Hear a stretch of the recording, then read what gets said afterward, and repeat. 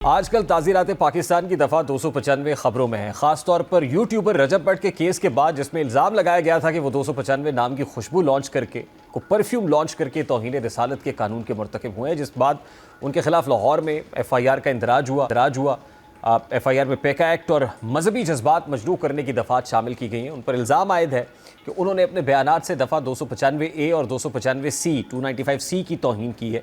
इस तनाज़े के बाद, यानी बेसिकली ये दफ़ात जो हैं वो लगती हैं, और इस तनाज़े के बाद रजब भट्ट उम्रा करने मक्का मुकर्रमा पहुँचे और खाना काबा के सामने खड़े होकर एक वीडियो बनाई, जिसमें हालत एहराम में माफ़ी मांगते हुए उन्हें देखा गया। अब ये साहब हमेशा तनाज़ात में घिरे रहे हैं। गुज़श्ता बरस दिसंबर में लाहौर की पुलिस ने रजब भट्ट को लाइसेंस के बगैर शेर का बच्चा और असलहा रखने पर गिरफ्तार किया। ये इल्ज़ाम भी आया कि सोशल मीडिया पर वो अपने कंटेंट के ज़रिए नौजवान नस्ल को गुमराह करते हैं। अक्सर टिकटॉक सेशंस में रजब भट्ट गालम गलोच करते भी नजर आते हैं। अब ये तमाम बातें उनको मुतनाज़ा बना रही हैं और अब इन पर तौहीन रिसालत के कानून की खिलाफ वर्जी का भी इल्ज़ाम लग गया है। अब रजब भट्ट पर जो FIR दर्ज हुई है, उसके मतन के मुताबिक रजब भट्ट ने अपनी वीडियो में कहा है कि उनके उस्ताद सिद्धू मूसेवाला पर भी 295 दफ़ा लगी थी और उन पर भी 295C और 295A की दफ़ा लगी। दरख्वास्त गुजार ने इल्ज़ाम आयद किया है कि रजब भट्ट ने कहा है कि वो 295 के नाम से अपना परफ्यूम भी लॉन्च करने जा रहे हैं। अब लाहौर पुलिस ने दरख्वास्त पर पेका एक्ट 2016 के तहत मुकदमा दर्ज करके कार्रवाई का आगाज़ कर दिया है और पुलिस का कहना है कि मामले की मुकम्मल तहकीकात जारी है और कानून के मुताबिक कार्रवाई अमल में लाई जाएगी। अब दूसरी जानिब रजब भट्ट के वकील इरफान हैदर नकवी ने इस हवाले से अपने बयान में कहा है कि लाहौर में FIR दर्ज होने से कबल एक FIR कराची में भी 295A की दफ़ात के तहत दर्ज हुई थी। रजब भट्ट को इल्म नहीं था कि 295 क्या है, तो इस वजह से रजब भट्ट ने कह दिया कि उन पर भी 295 लगी और उनके उस्ताद सिद्धू मूसेवाला पर भी लगी। रजब भट्ट इंडिया के पंजाबी गुलकार सिद्धू मूसेवाला के फॉलोअर हैं, वो अपने आप को उसका फॉलोअर कहते हैं और सिद्धू मूसेवाला के गानों में पंजाब के कल्चर को लेकर जोश और वलवला होता था, इसलिए कई नौजवानों की तरह रजब भट्ट भी सिद्धू मूसेवाला के फ़ैन हैं। अब ये भी कयास आराइयाँ की जा रही हैं कि रजब भट्ट मुल्क छोड़कर चले गए हैं और उनकी एक वीडियो भी वायरल हुई है जिसमें वो ये कहते हुए नजर आते हैं कि आज लाहौर में खरी रात है। अब ये वाज़ेह नहीं है कि ये पैगाम किस हवाले से था। ऐन मुमकिन है कि ये पैगाम उस वक्त का हो जब वो उम्रे की अदायगी के लिए सऊदी अरब रवाना होने वाले थे, जब वज़ीर इत्तलात पंजाब उस्मा बुखारी से सवाल पूछा गया कि रजब भट्ट मुल्क में है या नहीं, उनके मुकदमे का क्या बनेगा, तो इस पर उस्मा बुखारी ने क्या जवाब दिया, ज़रा वो भी आपको दिखाते हैं। मुझे नहीं मालूम कि जी वो रवाना हो गया नहीं रवाना हो गया, इस हवाले से हुकूमत का लेना देना तो इसमें नहीं है। मेरे ख्याल FIR भी दर्ज हो गई है तो कानून अपना रास्ता लेगा। इस सारे मामले पर बात करने के लिए रजब भट्ट के जो लॉयर हैं इरफान हैदर नकवी साहब इस वक्त हमारे साथ स्टूडियोज़ में मौजूद हैं। इरफान हैदर साहब, अस्सलाम वालेकुम, बहुत बहुत शुक्रिया आपके वक्त के लिए। सबसे पहले तो यही सादा सा सवाल है जो उस्मा बुखारी साहब से भी किया गया कि मुल्क छोड़कर रजब भट्ट चले गए यहाँ से। जी, वो उम्रा की अदायगी के लिए गए हुए थे, बाकी मेरे इल्म में नहीं है कि वो पक्के चले गए हैं या उन्होंने वापस आना है। नहीं, आपकी लास्ट जो कॉन्वर्सेशन हुई है, इंटरेक्शन हुआ पर्टिकुलरली इस FIR के इंदराज के बाद, तो क्या स्ट्रैटेजी है, क्या करना है? इस FIR के लिए जो स्ट्रेटजी है वो उनकी पूरी पब्लिक के सामने वाज़ेह है कि वो उलमाए कराम से दरख्वास्त करते नज़र आते हैं हमेशा कि मेरी इंटेंशन ये नहीं थी जो तौहीन रिसालत के कानून की तौहीन नौज़ुबिल्लाह में नहीं कर सकता।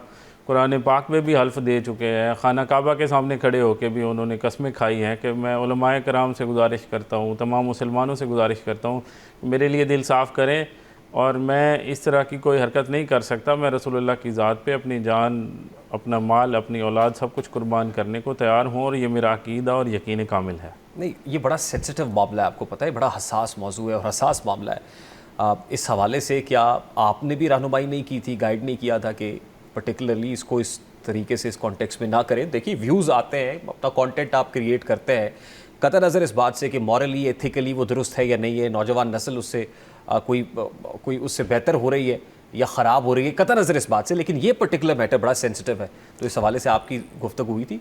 इसका बैकग्राउंड एक और चीज़ है कि उन्हें पता नहीं था कि पाकिस्तान में इस कानून में क्या लिखा है, ब्लास्फेमी के कानून उन्हें अब वो पूरी आवाम को नहीं पता होते। बेसिकली वो एहतराम सरकार रिसालत इमाम सल्लल्लाहु अलैहि के हवाले से हर मुसलमान के दिल में एक जज्बा ज़रूर है, मगर उन्हें कानून की मखसूस शिकों के हवाले से नहीं इल्म होता कि ये शिक नंबर कौन सी है, दफ़ा नंबर कौन सी है। जैसे 295 से ऑनवर्ड 298 तक ब्लास्फेमी के कानून है और सज़ाएँ हैं उसमें, तो आम आवाम को तो नहीं खबर होती, तो उसे भी इल्म नहीं था। उसने सिद्धू मूसेवाला से इंस्पायर इसलिए है वो, और काफ़ी नौजवान इंस्पायर हैं, जैसे जनाब ने फरमाया अपने इंट्रोडक्शन में कि वो पंजाब के कल्चर को लेके ज़्यादा वलवले अंगेज़ गाने गाते थे, तो इसलिए लोग उनसे मुतासिर हैं, लोग उनको इंस्पायर हैं उनसे। तो 295 उनका एक गाना था जिसके नाम पे उसने एक अपनी प्रोडक्ट लॉन्च की, जो खुशबू की थी, परफ्यूम लॉन्च किया।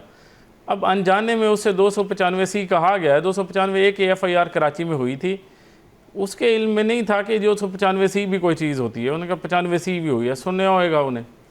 तो इस हवाले से फिर जो ही उसे इल्म हुआ, उसने कुरान पाक हाथ में लेके तमाम दोस्तों को एतमाद में लिया और अल्लाह ताला के यहाँ तौबा की।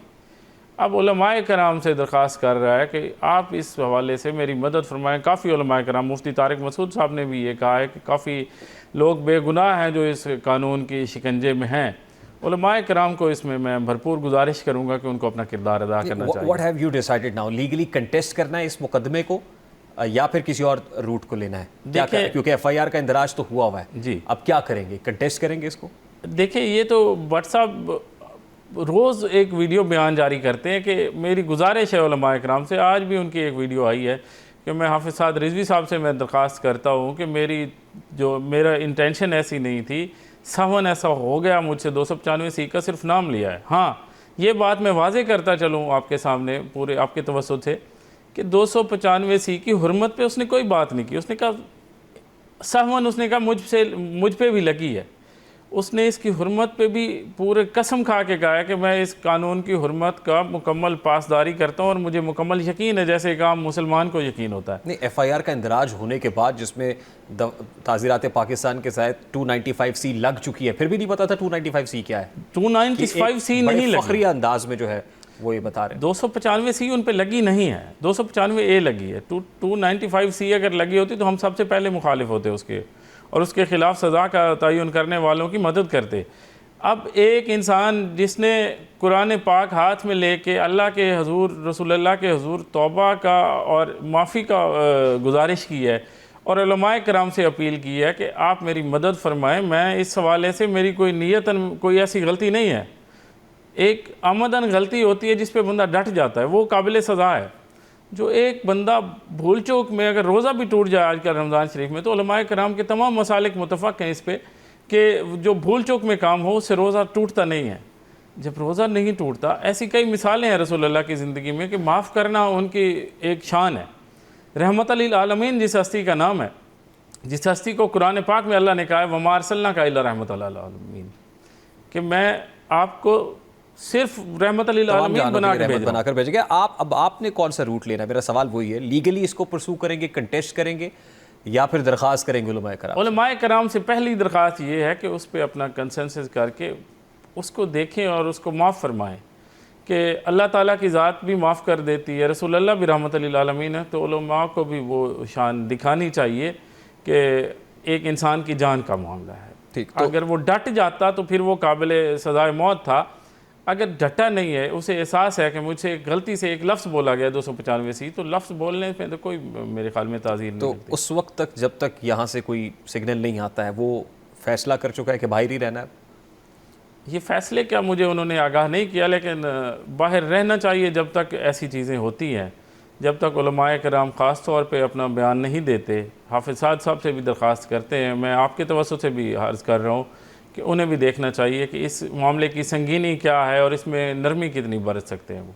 ठीक, तो वो जो मैसेज था कि मैं आज आखिरी दिन है या आखिरी रात है लाहौर पे, वो इसी नीयत से था कि अब तभी वापसी होगी जब यहाँ से कोई ग्रीन सिग्नल होता है या कोई गुंजाइश पैदा होती है। जब इतने लोग उनके ख़िलाफ़ बयानबाजी कर रहे हों तो बेहतर है कि उन्हें बाहर रहना चाहिए। ये आप बतौर वकील भी मशवरा दे रहे हैं? मैं तो यही कह रहा हूँ कि पाकिस्तान का इमेज भी इसी में बेहतर रहेगा कि यहाँ कुछ ऐसा इंसिडेंट ना हो जब तक उलमाए कराम अपना बयान जारी ना फरमाएं। काफ़ी मुफ्तियान कराम, काफ़ी उलमाए कराम ने इसी मामले को लेके बयान किया है, शिया सुन्नी उलमाए कराम ने, कि उस पर यह नहीं लगती ताज़ीर। उसने अनइंटेंशनली जो कहा है इस्लाम में इसकी गुंजाइश है और उसे माफ़ कर दिया जाए। ठीक, लास्टली जो कंटेंट ज़ाहिर है जिसके जो ऑब्जेक्शनेबल कंटेंट होता है, क्योंकि हमने जैसे बहुत सारी एग्जांपल्स कोट की कि शेर का बच्चा रखने पे या असलहा रखने के ऊपर या दीगर और भी कंट्रोवर्शियल मामला आते हैं जिस पे कानून की गिरफ्त में पहले भी आ चुके हैं, तो कोई मशवरा इस हवाले से देंगे या आप कहेंगे नहीं ठीक है क्योंकि बतौर लॉयर खिदमात तो लेते रहते हैं? नहीं, मैं ये कहूँगा कि इस सोसाइटी पे बहुत बड़े इन्फ्लुएंसर हैं वो। नौजवानों पे भी असर पड़ता है। तो मैंने तो पहले अपने इंटरव्यूज़ में कहा है, उन्हें भी पर्सनली मेरी रिक्वेस्ट है कि इसमें कंटेंट गाइड रखें, वो कंटेंट एडवाइज़र रखें कि जो भी कंटेंट क्रिएट करते हैं उसमें कोई ऐसा वायलेंस नहीं होना चाहिए, और उनकी शख्सियत के लिए भी यही बेहतर होगा। और ज़ाहिर है ये बहुत इंपॉर्टेंट है कि जब आप इन्फ्लुएंसर हैं और इस तरह का कंटेंट कर रहे हैं तो एटलीस्ट जो ये सेंसिटिव मामलात है इस पर किसी से पूछ लेना चाहिए ना, अपने लॉयर से बात कर लें कि ये शक किस मुतालिक है, या और कोई सब्जेक्ट जिसके ऊपर एकेडमिक गुफ्तगू करनी है आप उस पर्टिकुलर सब्जेक्ट के एक्सपर्ट से पूछ लें कि ये किस मुतालिक है, गाइडेंस ले लें, क्योंकि अब ज़ाहिर है रीच आपकी बहुत ज़्यादा है, आवाज़ मैसेज तक जाती है। वो कहते हैं कि अक्ल जो है ना वो बादाम खाने से नहीं आती, चोट खाने से आती है। तो अब उन्हें ये अंदाज़ा हो गया है इस बात का कि उन्हें कंटेंट एडवाइज़र ज़रूरी है। इसके बाद रजब भट्ट, मुख्तलिफ रजब भट्ट होगा यकीनन इंशाल्लाह होगा, और उसे होना चाहिए। अगर अपनी जान अजीज़ है या उसे अल्लाह के यहाँ अपने आप को सुरखरू रखना है और आवाम के सामने भी बतौर इंसान को चोट खा के संभल जाना चाहिए।